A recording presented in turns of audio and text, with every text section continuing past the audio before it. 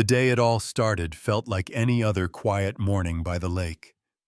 I had my coffee in hand sitting at the edge of the dock I built myself, watching the sun shimmer across the water. That dock wasn't just some planks nailed together.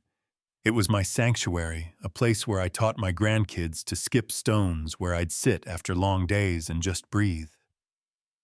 But that morning my peace was cut short by the sound of heels clacking on gravel. And there she was, Sylvia, the self-proclaimed queen of our HOA, storming toward me in her oversized hat folder in hand, barking like she owned the shoreline. She shoved a paper in my face telling me I had 24 hours to vacate my dock or face heavy fines.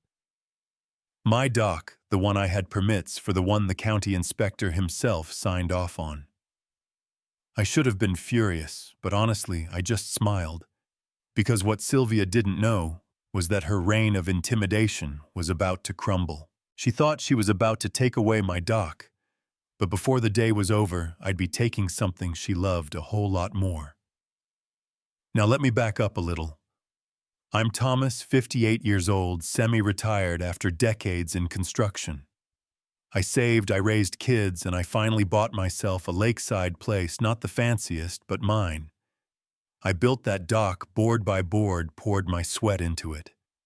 Neighbors like old Hank next door or the Martins down the street, we got along fine. Nobody cared if your lawn grew an extra inch. But Sylvia, she thrived on control, always strutting around with that clipboard like it was a crown red lipstick, sharp as her tongue, and her pride and joy, a gleaming oversized boat that looked more Miami than Mountain Lake. She polished that thing like it was the Hope Diamond, parked it half a foot from my dock, just to make a point. Her campaign against me started with letters.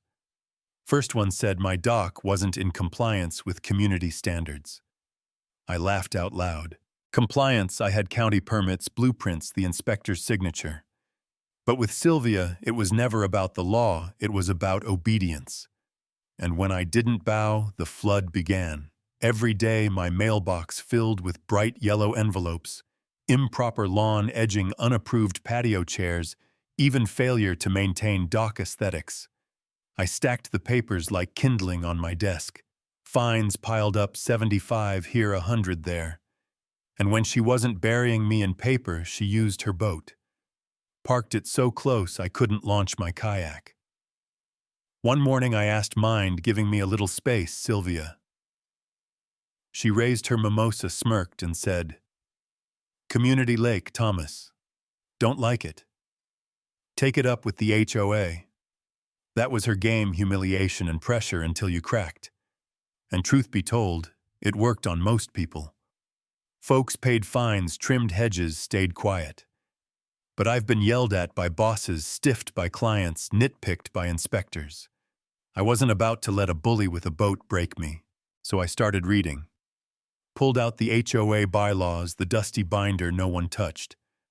I flipped through the sections on docks and boats until one line snagged me: all watercraft must be registered with both the HOA and the county. Unauthorized storage prohibited. I thought, no way Sylvia's missed that. But something in me had to check. Next morning I went to the county clerk, gave her Sylvia's address. The clerk typed, frowned, turned the screen toward me, no record. Her boat wasn't registered. I nearly laughed out loud right there in that beige office. But I didn't stop. Checked the meeting minutes from the last 5 years, no board approval for that massive dock extension of hers. Measured it myself over the limit. And Hank quiet as he has finally muttered to me one evening. Her boat's tied on HOA property, not her lot. Against the rules, but no one dares say a word. It was like dominoes falling. Sylvia wasn't just nitpicking me, she was neck-deep in violations herself. Hypocrisy stacked higher than her stilettos.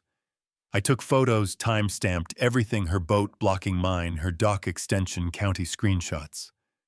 Organized it all in a binder, page after page, like a prosecutor prepping trial.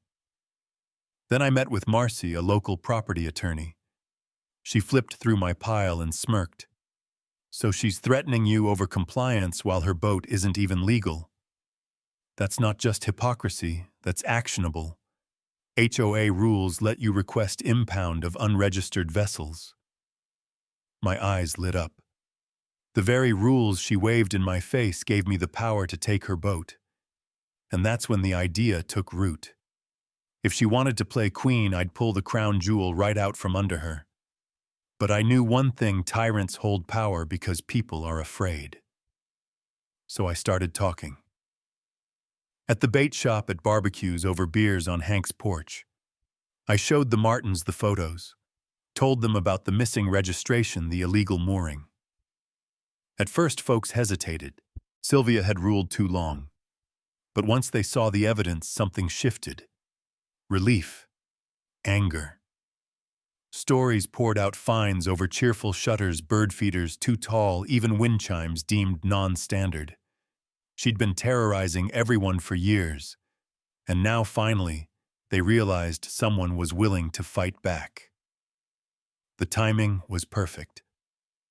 Sylvia called an emergency HOA meeting, urgent threats to property values. Everyone knew what that meant me. I called the marine towing company, had them ready with the paperwork. That night, I showed up early, binder tucked under my arm. Neighbors filled the seats, whispers bouncing around like electricity. Then Sylvia marched in navy suit heels, stabbing the floor lips, fire-red clipboard clutched like a sword.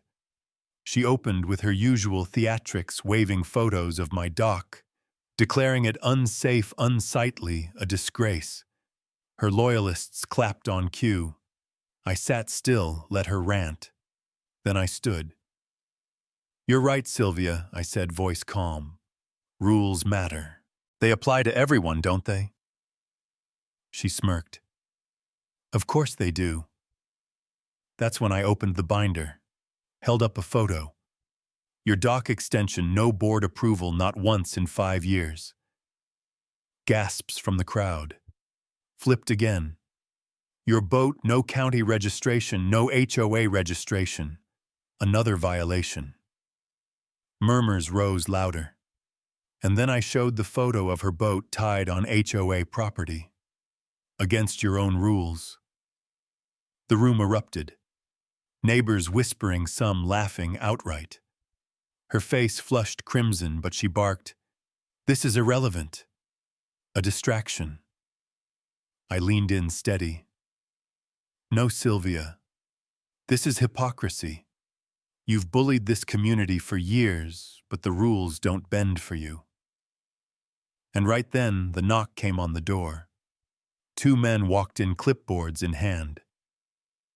"Excuse us. We're here for the boat impound." Silence fell like a stone. Sylvia shot to her feet, shrieking, "What? No, that boat is mine, you can't." They held up the paperwork. "Unregistered vessel, HOA Enforcement Authority. We're just doing our job." She spun to me, eyes wild. "You did this." I raised my coffee cup, because yes, I brought one, and took a slow sip. "You said rules matter, Sylvia. I'm just making sure they apply to everyone." Neighbors followed as the tow crew walked to the shoreline. Sylvia stumbled after them, screaming, mascara running, begging, as they hooked her beloved yacht to the truck. And then just like that, the boat was hauled out, rolling down the street, while the neighborhood watched in stunned silence. Hank muttered, "About time." Others clapped my shoulder, me. I just stood on my dock, coffee in hand, watching the Queen's crown vanish into the night.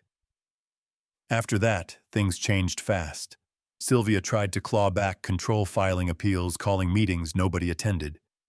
But her thunder was gone. Without her boat, without her fear, she was just another neighbor with a stack of violations. The board voted her out within weeks. By summer's end, her boat was still impounded, her dock flagged for removal, her reputation shredded. And for the first time in months, mornings on my dock were peaceful again. No threats, no mocking laughter from across the water, just the sound of ducks and the shimmer of sun. Looking back, I don't take joy in her downfall, not exactly. What I do take joy in is knowing that bullies only win if you let them. They rise on fear, but the second someone calls their bluff, they crumble. Sylvia thought she could strip me of what I built of my peace. Instead, she lost the one thing she cherished most, and the neighborhood finally breathed free. Now I'll leave you with this. Have you ever faced a bully, maybe in your neighborhood at work or somewhere else in life? Did you stand up or stay quiet? And do you think I was right to turn the rules back on Sylvia, or did I go too far? Drop your thoughts in the comments below.